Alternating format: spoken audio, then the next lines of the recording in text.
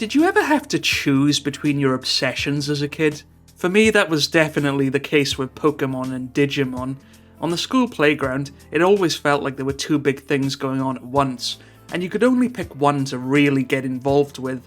Some kids liked Harry Potter, other kids liked Lord of the Rings. Some kids watched Cartoon Network, other kids watched Nickelodeon. You get what I mean? So when both Pokemon and Digimon came along at kind of the same time, I was more into Pokemon, and I had to let Digimon fall by the wayside.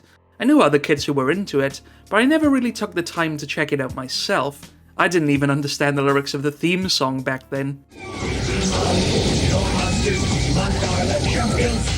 So what is Digimon anyway? Well, at first glance, it's really not that different from Pokemon, where instead of finding the monsters out in the wild, you could access them through some kind of digital device, hence the name Digimon. In fact, the similarities with Pokemon were so strong that sometimes it could even lead to arguments between kids, like, was Pokemon better or was Digimon better? Almost like the two franchises were grappling for dominance. Ow! Anyway, I guess we can try and figure out which one was better by looking at the VHS of Digimon, the movie. Released in the UK in February 2001, the film was probably intended to piggyback on the success of the first Pokemon movie, but it didn't quite live up to expectations, opening at a measly number 11 at the box office, and only grossing barely over £1 million. Yikes. Yeah, maybe Digimon was better suited to just being on TV, but while the movie failed at the cinema, lots of kids still had the VHS tape, and I think it's time we jumped into the digital world to give it a look. 20th Century Fox was the distributor, and first up is a trailer for Action Man.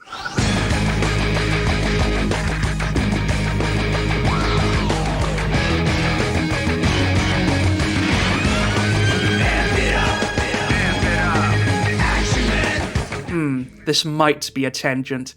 Basically, Action Man was a British version of a G.I. Joe doll, a super spy who was billed as being the greatest hero of them all. Action Man, the greatest hero of them all! He had a big boom during the 90s and early 2000s, and I must have had tons of the toys growing up.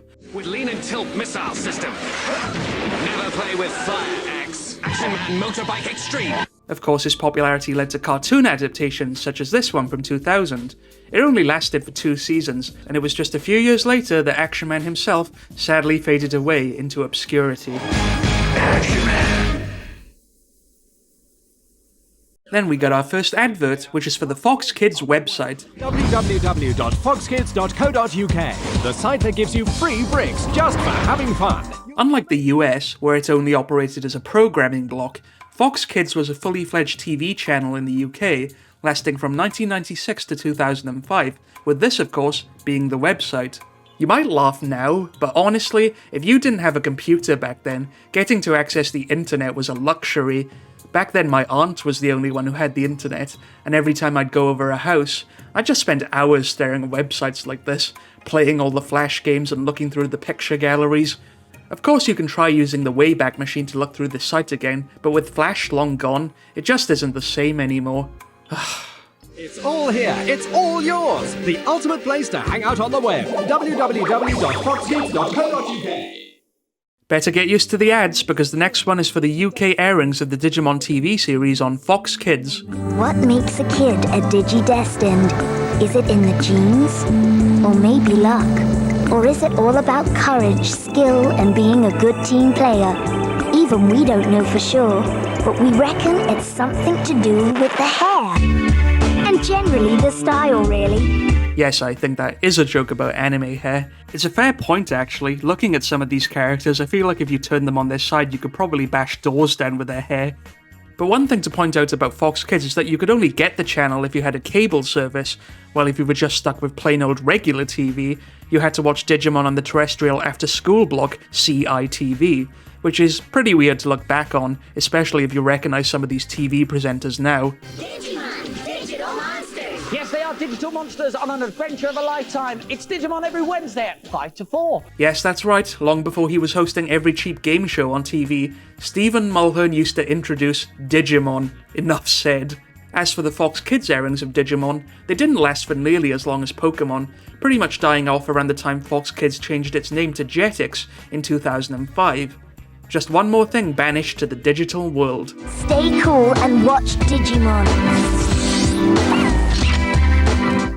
Still, you can tell they really did want to compete with Pokemon, because now we get an ad for Digimon toys. To be honest, they do look pretty cool, almost being like mini Digimon Transformers, and they even come with their own rap. Digi-Egg making a scene. Wait for discovery to be a team. Digimon, it's your luck. Take your Digi-Egg if it's not stuck. But I think it's the setting of these toy ads that amuses me more than anything else. Like, did you ever take your Digimon toys down to the beach and run around with them? I know if I did that, they probably would have gotten lost in the sand pretty quickly. New Armor Digivolving action figures, each sold separately from Bandai. Digimon. But that's not the only toy ad. The next one is for these Digivices that look a lot like Tamagotchi toys, which is coincidentally what Digimon spawns from in the first place. Over 300 monsters near and far. Yeah! Want to know who they are? Get names and numbers wherever you go. Then Digivolve and watch them grow. Even now I can picture my 6-year-old self just itching to have these. Just for comparison, my big toy craze at the time was Power Rangers, and you can definitely see the similarities in marketing, with the toys all coming in different colours and being sold separately, so you just had to collect them all. In fact, both the Power Rangers and Digimon toys were made by the same company, Bandai. You can learn a lot from this show, can't you? Introducing the new D-Terminal and D3 Digivice, each sold separately from Bandai. Digimon. Finally, it's movie time. Or is it? Because instead of Digimon, we get this. This is it, DigiPal. In a few seconds, the doors will open for the best movie of all time. The Digimon movie. Nanette Manoir. The end of the line starts at the end. Au contraire, Angela Anaconda. The end of the line is for riffraff, which is French for people who have to wait in line because they don't have all-access VIP passes. Okay, what's going on here? Well, this is actually a short episode of an animated series called Angela Anaconda, which aired alongside Digimon on the US version of Fox Kids. How immature! Watch the Fox Kids premiere of Angela Anaconda this morning at 11! Now, that's already a tenuous link to have this show open up for Digimon, because these two shows have absolutely nothing to do with each other. But this is where it gets confusing, because the US version of Fox Kids wasn't the same as the UK version of Fox Kids. Over here, Angela Anaconda wasn't shown on Fox Kids, it was shown on the UK version of Cartoon Network. Who says blondes have more fun? A saint? She ain't. Angela Anaconda, weekdays at 7:30 in the morning on Cartoon Network.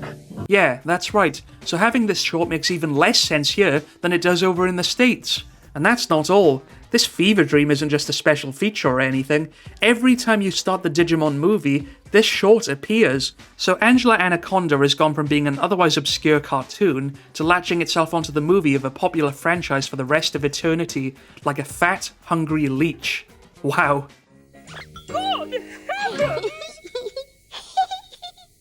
But hey, if you want your brain twisted into even more knots, how about some additional trivia? This Digimon movie isn't even a movie at all. It's 3 Japanese movies, all sliced up and mashed together to make one singular entity. Oh, and it starts with a rap of the Digimon theme too. The Digivolution is up and running. Did you see? Did you hear? Did you know what's coming? A Digi Destiny starts today. Let me hear you say. Digimon, Digimon Monsters, Digimon are the champions. Okay, I have to stop this tape before things get any worse because my mind is just turning into sludge. So yeah, that's the VHS of Digimon the movie. I wondered if checking out this tape might educate me more about Digimon, but to be honest, after all that, now I just feel even more confused. But personally, I don't blame Digimon, I blame Angela Anaconda. Hopefully the Digi fanbase can at least forgive me for that. Thanks for watching this video, and look out for more trailer reels coming soon. Is there a treasured VHS tape from your youth that you'd like me to cover? Got any fond memories? How big is your tape collection? Let me know in the comments. And please like and subscribe to the Back to the Past YouTube channel for more outdated content coming soon.